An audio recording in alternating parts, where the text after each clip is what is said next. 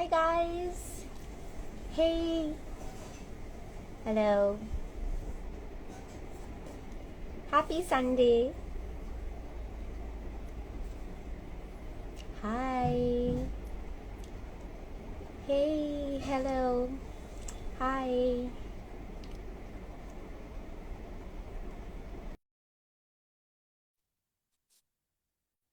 Hi guys. Hey. Okay, great. Hi everybody. So we have Mr. Shibu with us. Hi Mr. Shibu, how are you doing? Hi. Good evening, Rupaali. Hi. Fine. Good evening.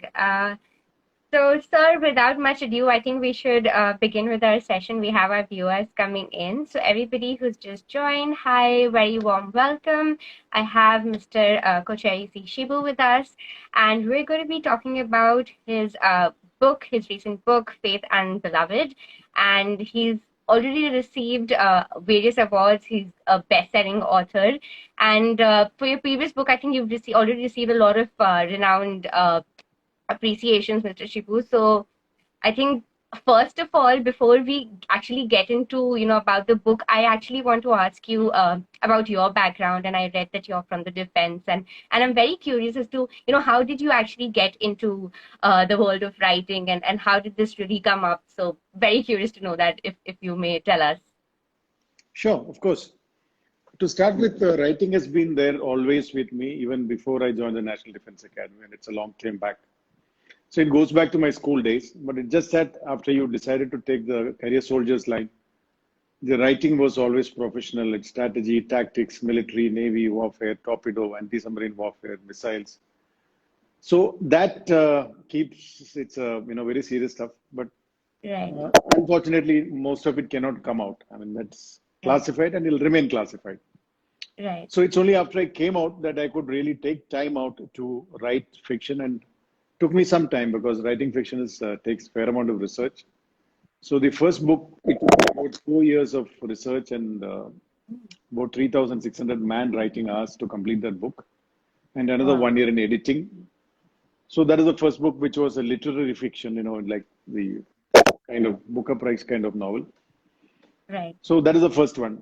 So similarly, even the second book that I've written, it's a completely different genre. It's not literary. It is not literary fiction. It is crime thriller, Right. and it has taken me again 2 years and almost 1,800 man writing hours to complete that novel, and substantial amount of research in character sketching. So the writer, as you rightly said, it is the writer does not come or go because of where you are. If you're a writer, you're a writer. Okay, and what you Right. write and how you write does vary with where you are. So I guess the fiction writing could start off only after I left, and for very obvious reasons. But I have Right. written substantially when I was in uniform. But Okay. those will all, I'm sure, they'll be gathering dust in some classified files and cabinets somewhere in the Of defense course. headquarters. No, I'm sure somebody else would be enjoying those. Yes, of course, it's not for the public audience, but that's amazing. So you always had it in you, and once you left, you went into this field. So that's really amazing. And like you've already mentioned, I mean, I was curious as to how long it took, etc. So since you've already told us about that, and you said it took you around 4 years, and the whole research and everything. So how did you come up with the, I mean, do you have any I mean, how did you get inspired in writing this book? Can you give us some some thoughts over there, if you can reveal them? How did you how what was the inspiration behind actually this book? See, just to tell you that, the um, character sketching on a continuing basis. That means Okay. from the time I decided to write, so I've been doing character sketching even for the first book. I Mm-hmm. had a large number of characters. So the one of the challenges about fiction writing is that you're writing about people. It is not about equipment, and it's not about missiles and guns. Story is always about people. So your Right. characters have to come live when you describe them in the novel, and so very often it will be a doctor whom you have met, or an engineer whom you have met, or a lady whom you have met, a gentleman whom you have met, or number of people whom we have met or read about and observed. And the challenge in fiction is to see what is not seen when you're seeing somebody. What that means is, Right. let's say I met a guy, okay, he's a Mm-hmm. and doctor, let's say a doctor. Hmm. He's not a criminal. He's not into any kind of trouble. He's leading his regular life. But Right. whenever you write a story, this is what you Mhm. see. Then you have to bring Hmm. in that fiction element, what you're not seeing. Now, so the Right. character will always look real, and then you bring in some aspect of his aspect of his life, which makes it not real. That is, it is always a challenge to find convincing characters with backgrounds where in a certain kind of environment, a certain kind of incident or event triggers of a chain of events, which make things happen. So character sketching is I consider it's the most challenging and the most enjoyable part, both ways. So Right. even for this book, the second book when I wrote the crime thriller, so I had an array of almost 200 characters in my anvil, Oh, and out okay. of them I picked a few and decided that these are the ones which I'm going to work with. And then as you write the story, you adapt them because you define a character. You cannot change him or her to suit your convenience at a later point in the story. So Right. what you do is you define a character, and then that is defined for you also, as much as it's defined for the reader. It is for you as the author also. Hmm. So then there's a certain catharsis and a transition of the characters which takes place as an events unfold and the novel takes place. And that is what makes it interesting to people to say that how people have gone through different experiences in life or a different kind of environment to say that I always try to capture, let's say, what I call a background. Let's say maybe somebody is working in ad agencies. What does that feel like? A pulse of that life, or somebody studying in an Right. IIT or an engineering college, a pulse of that Right. life, or working, and across the spectrum of the society, certain amount of detailing. So the inspiration for me has always been the things happening around me, which Mhm. I've been observing, sustained for day in and day out, and from all sources and events.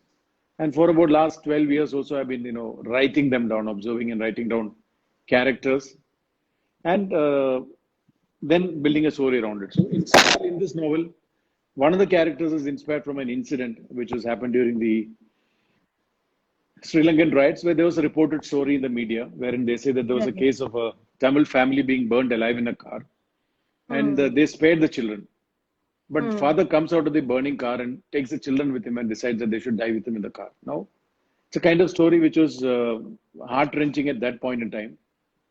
That Right. when you find that a father has to kill his own children, or he Hmm. feels that it is better that they die with him than Hmm. be at the mercy of the mob outside. Right. Exactly. So there is that has been one of the points taken here. Of course, there is you continued that story with one of the boys being spared and sustained, and then he continues a story like so. Similarly, Right. so the inspiration has always been events or people or things that has been around you. But then, of course, Mhm. your fiction part is where your creativity comes and you make a story out of whatever Right. is happening or what you have. But that's interesting that, all these true events are actually inspiring you in making your fictional stories. And I think I just want to add this. So regarding the conversation that we had, when we were discussing about the life and, all the questions that were coming up.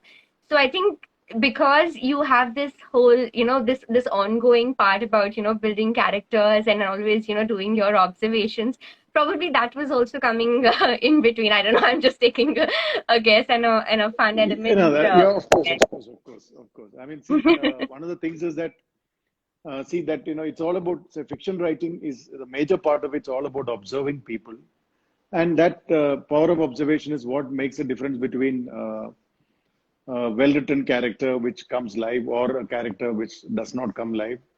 And it is not about you not find another characters for this character read A and that character read B. No, then it is not fiction anymore. Then it is called either biography or your documentary. If you're just going to write about actual people, then it's not fiction anymore.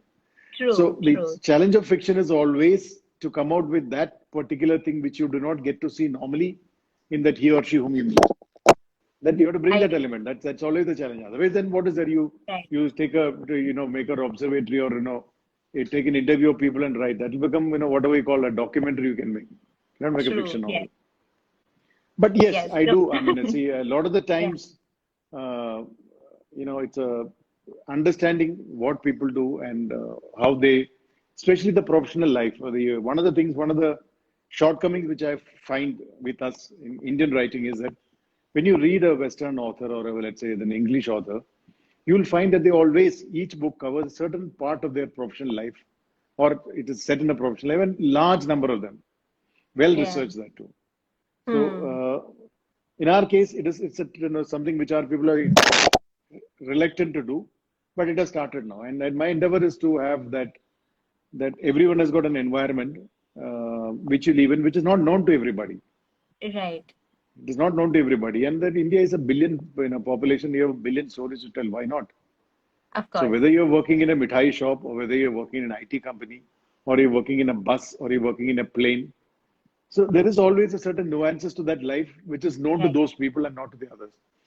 The idea I is to completely make the agree. reader aware of what that life is, which I've done in my previous book also, extensively writing about life of the workers in a project site in a construction site, which has never been written Hmm. by Hmm. anybody, in any of the books, at least not in the Indian subcontinent. Somewhere else, I do not know. Some other language maybe, but it's a Right. life which, unless you get to know, there is a life. There's a life which is stands on its own. It's like when someone writes about a prison life. It's something which everyone cannot go to prison to experience that life. But when you Of course. read, you get to know what happened in this prison, or on that point of time when this guy was there. This is what happened. So in that sense, yes. Right. Yes, definitely. I mean, I agree with you. There's always a story to tell, and I think those that deep observation that you mentioned, and just finding out those details that are actually not out there in the open is probably the art of a writer, and and it's actually really amazing, that you're actually finding out things like that, and it's great that you've actually started a trend like you mentioned, right? So it's something which you're saying it's not very common, at least from Indian writers, and you started that. So that's an amazing thing, and I hope that trend stays, and people really get inspired from that. So absolutely amazing. And we've already spoken about the real characters, so I wanted to ask you, I mean, why did you decide to make this a crime thriller, and is there some kind of a connection to that also? I mean, why specifically a crime thriller? It could have been any other type as well, right? So do you have any thoughts on that? Yeah, of course. I mean, that is I told you the first book was a literary fiction that was by choice, Right. deliberately. Right. That was, the classical style of writing. Now, the second why is that, I was very fond of thrillers myself, when the Okay. time when I used to read, that is one. And second is, that it's something like this, that many of our Indian readers who read, they think that, that thrilling events happen only in US and Russia and, Europe. I said, it is not so. There are as many spies and as many, thrilling events happening in our country, in this subcontinent. It's so many things which are going wrong. It's only when things go wrong in a country that, you get all these kind of events taking place. So True. one of the events was deliberately. So just to, highlight to the people, the LTT has always Hmm. been, possibly is the fiercest terror organization that ever existed in the history of the world. Ever Hmm. existed. Now, uh, to understand that, I'm Hmm. not here to say whether they were right and wrong. I'm not talking in those lines. Right. Right. I'm not talking about the political aspects or, whether Hmm. those aspects. I'm just telling, as a terror organization, he was a leader. He was able to motivate his people and to say Hmm. that and convince them that going and blowing yourself up and killing yourself up is a better way to live, better way to Right. live by dying than dying under subjugation. So True. the concept of suicide terrorism to that scale, even our ex-prime minister was knocked out by one girl. Hmm. He, they could find some girl who could go and blow herself up to that extent. Hmm. So when you study that, so you say that, here's a man who, for about 3 decades, he had a whole set of people working with him Hmm. who believed that, that the whole concept of life itself was valuable or valid only under certain kind of environment. So in such conditions, then it becomes difficult for people to understand why they're doing what they're doing, etc., etc. So even though the organization has gone, so some of the things was to highlight that these kind of events existed, and they had a network which was as good as it gets. They had with all kinds of right people and wrong people, they were tied up, and they were spread all over the world. So they Right. had operations which. So this is also to bring about a kind of international pan of events. And when the intelligence agencies get involved, how much they go to, three times three, what is called, they say that you want to cover an event. If let's say they are targeting you, first you'll find a Hmm. friend of yours, then that is Hmm. becomes too obvious. Then find a relative of your friend, and then find a friend of his relative. Take it Right. out 3 or 4 or 5 times so that it cannot be tracked back. before they bring in the Yeah. influence. So Yeah. these are all things which happen. So this was a deliberate choice that, I said, okay, that is a Hmm. not only as if you see 26/11, Hmm. the Mumbai terror attacks, or even Yes. demonetization. These are Right. all events which have had consequences to our lives. So it was a deliberate choice. I thought, that this will be best told through a crime thriller, and hence this.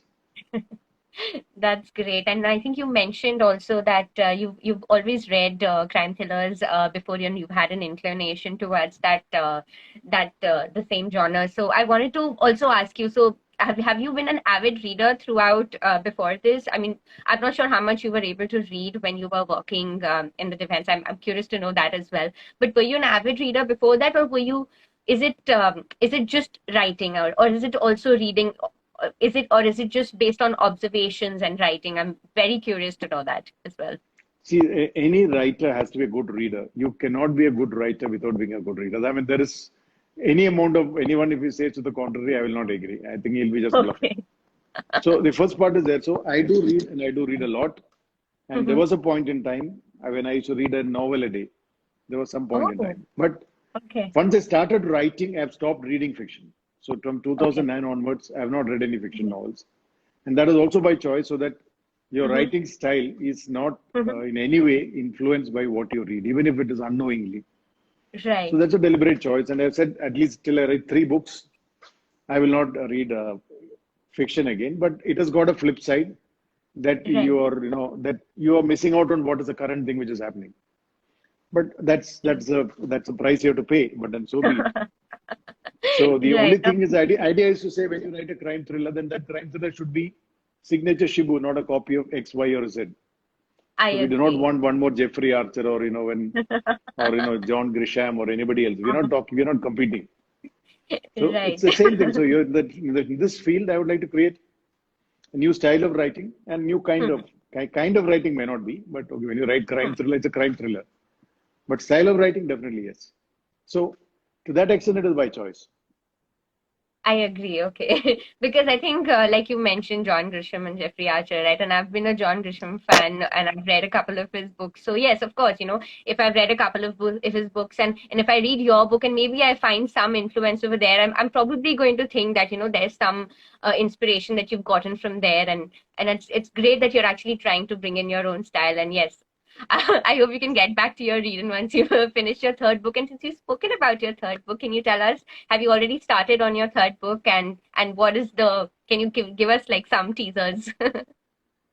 No, I have started character sketching as an ongoing process. Working on the book, Okay. no, I will start next year. Next year, but next year I Okay. will come out with the next novel. I have not decided if it's going to be a crime thriller or maybe some other genre, but let me see. That I'll see. Okay. So that's So yet to be decided. So yet not to be no decided. I said I revelations want to there. write the third book should also be a little different. Let me see what difference it'll be. Okay, okay, that's amazing. And I think in this book, Faith and Beloved, like I like the entire character linking that you've done it, towards the end of the book. So is there like a particular reason why you've probably done that? Are you trying to create the suspense over here and you're bringing the interlinking much later? Or like what are your thoughts over there? What was that particular reason why you actually, wrote the book in this particular way? That is also by design. See, the question is the one of the challenges in writing a serious thrilling book is it also becomes a kind of a little bit of a serious read even for the reader. It will Right, not be a very casual read because as an author in right. the first chapter you leave maybe about 13 14 clues Hmm, in sentences, words. So if your hmm, reader is not careful and if he is flips through, so and hmm. then every chapter when you're bringing in characters, there will be a few lines which will connect him to the main plot. So this is like you're building up the background of the characters and how they should take part in a big scheme of things. So if you pay attention to the reader, then any avid thriller reader will look for this clues. The author Right. has given this in the first chapter. He's giving him a clue in second chapter, third chapter, fourth chapter. Then fifth, then the sixth onward, they start interlinking. Yes, okay. Then the thrill starts. Okay, so what happens next? What happens next? And if you're able to predict what's going to happen, then of course it's not Mhm. thrilling anymore. Right, of So course. so that means so that it's always striking a balance between what do you call the writing style and the thrill quotient in the book that makes it interesting. So it is by design. So there's a certain time and place at which, as author, you feel that the reader should be told now, otherwise you'll miss it completely. So okay, so there you open up. Right. Okay. That's interesting. And I think I am curious about this because, ever since I've decreased the number of books that I read, there are a lot of times when I probably, go to watch a movie that has been based on a book. Now, let me tell you first my opinion itself before I ask you yours.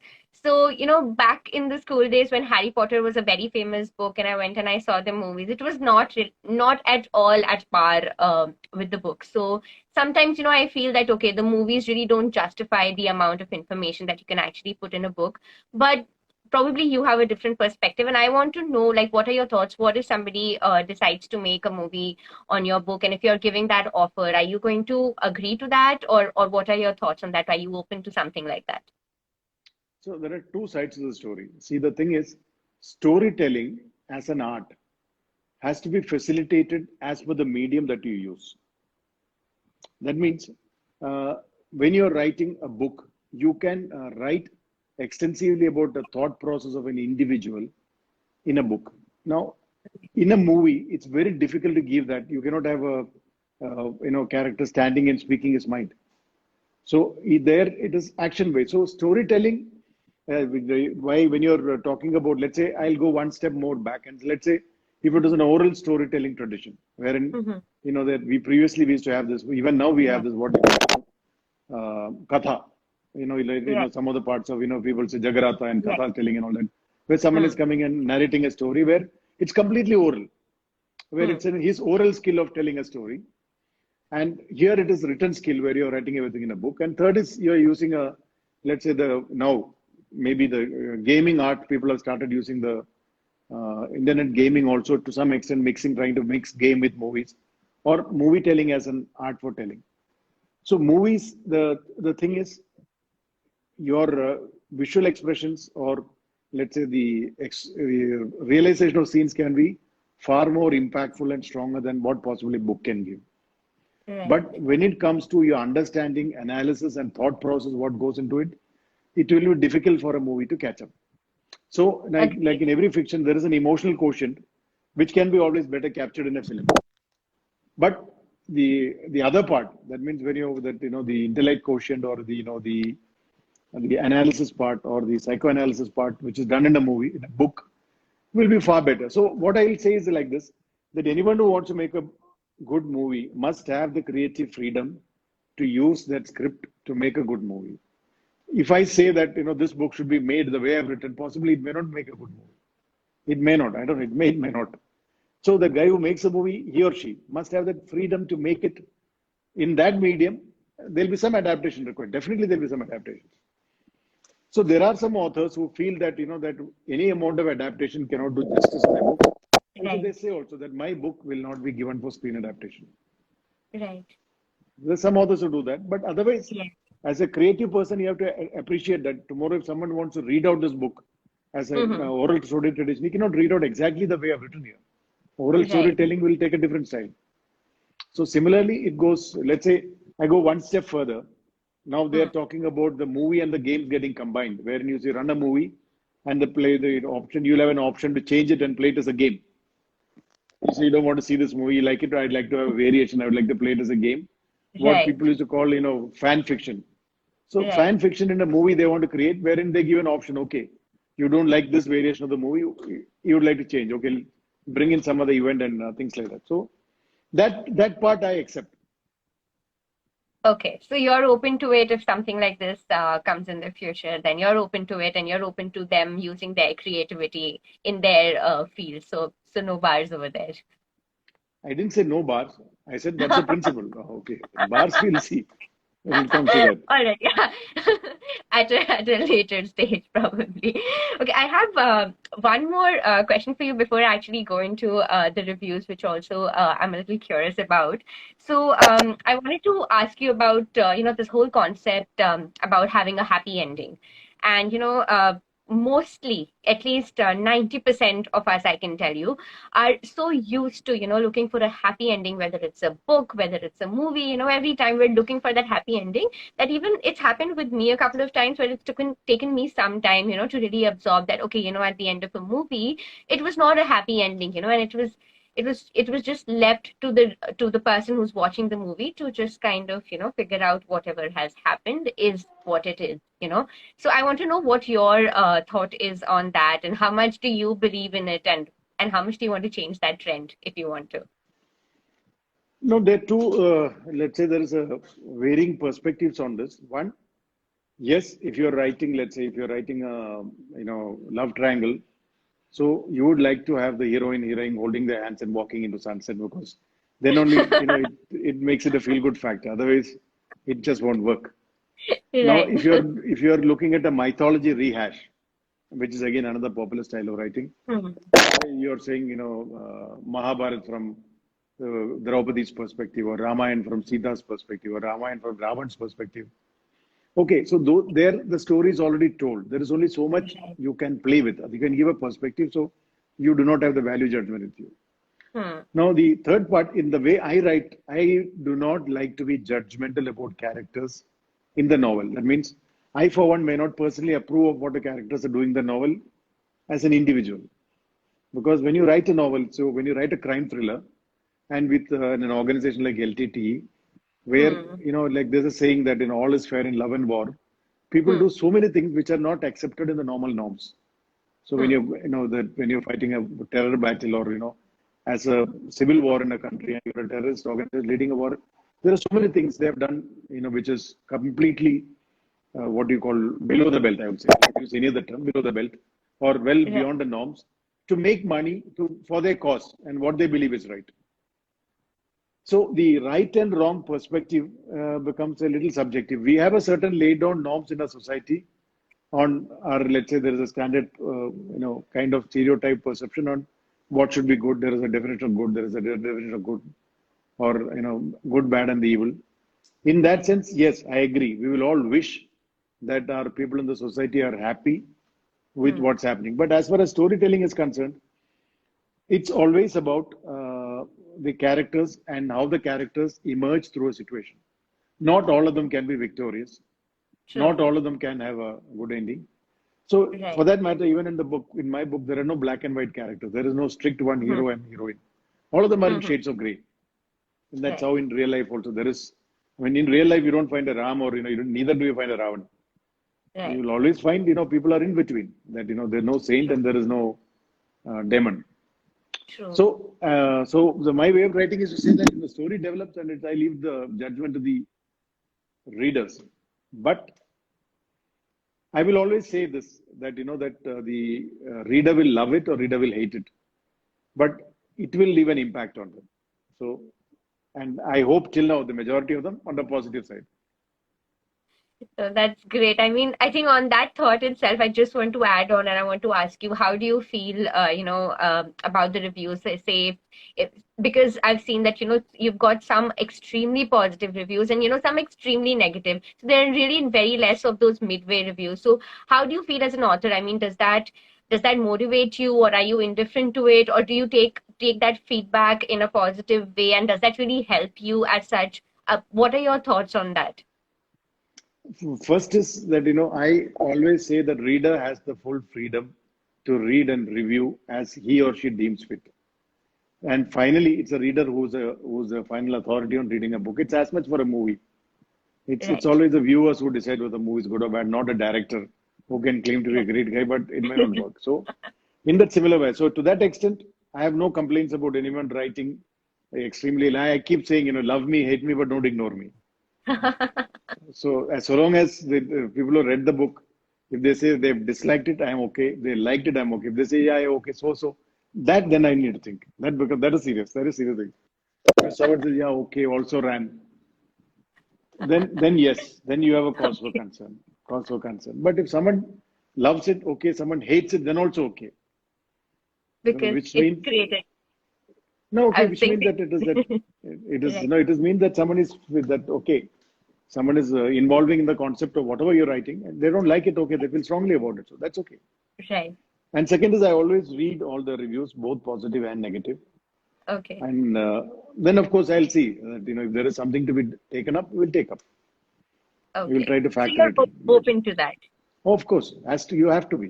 You have to be. Okay. I do So not that's think this is not a Bible or a Quran or a Bhagavad Gita that it has to be right. 100% yes by everybody. Of course. So this is only a fiction novel. So it's Right. so long as the majority like it, I consider it's okay. That's nice. I mean, I really like that thought that the point is to create the impact. So as long as you've created the impact, you're satisfied, and I really like that thought. And I think on this amazing thought, I'd like to first of all congratulate you on this amazing novel, Faith and the Beloved, and I'd want to encourage the readers to definitely go and read this book. I am not much of an ebook reader, but for everybody else, this is available as an ebook and as well as a paper book. So I'm going to take the paper book for myself.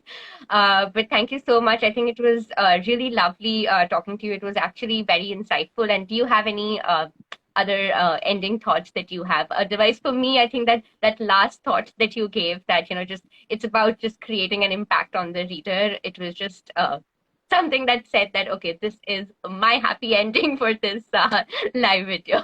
Do you have anything else, Mr. Shibu? Yeah, please tell the readers, okay, thank you for joining. And for those who like to see, all right, please read and judge for yourself. Yes, definitely. And thanking our audience for coming in. Thank you so much for staying with us. And please go and check out the book, Faith and the Beloved. I'm going to be putting it in the description as well. Thank you so much, Mr. Shibu. It was really lovely having you. Thank you. Thank you so much. Thank you. Thank you. Bye-bye.